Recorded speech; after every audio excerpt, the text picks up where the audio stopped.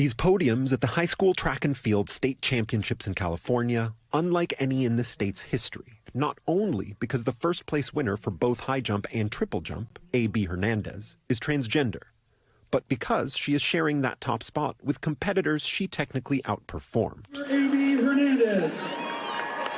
It's the result of a first-of-its-kind rule change from the California Interscholastic Federation, or CIF, which allows, quote, biological female athletes to compete and potentially earn the same medal that a trans athlete wins. The CIF has not specified how it defines biological female. Hernandez shared the top spot in triple jump with an athlete who trailed her by just over half a meter, and in high jump with two athletes who matched her 5'7" best, but each had a failed attempt. Just nervous right now, state finals, back here again. Ahead of the competition, the 16-year-old Hernandez commenting on the pressure and criticism that comes with competing as a trans girl. I'm just so secure in who I am, and I just know that no one's gonna break me. Y'all tried, but I'm still here and I'm not going anywhere. Hernandez's mother celebrating her win on Instagram, writing in a statement, quote, watching you rise above months of being targeted, misunderstood, and judged, not by peers but by adults who should have known better, has left me in awe of your strength. The CIF announced the new policy ahead of the competition, anticipating Hernandez's participation, which has drawn protests in the state and beyond. I'm here to save my daughter's future.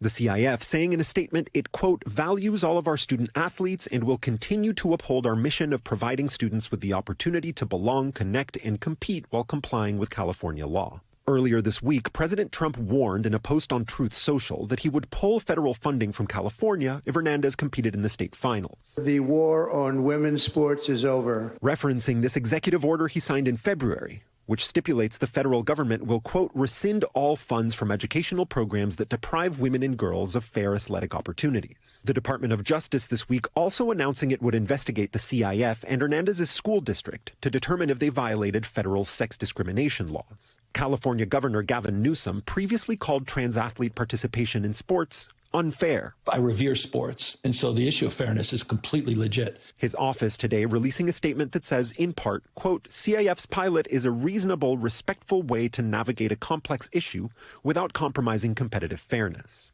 Adding that the number of active transgender athletes in the state is estimated to be in the single digits. All right, David Noriega joins us live from L.A. David, are we hearing from the other athletes who competed alongside Hernandez?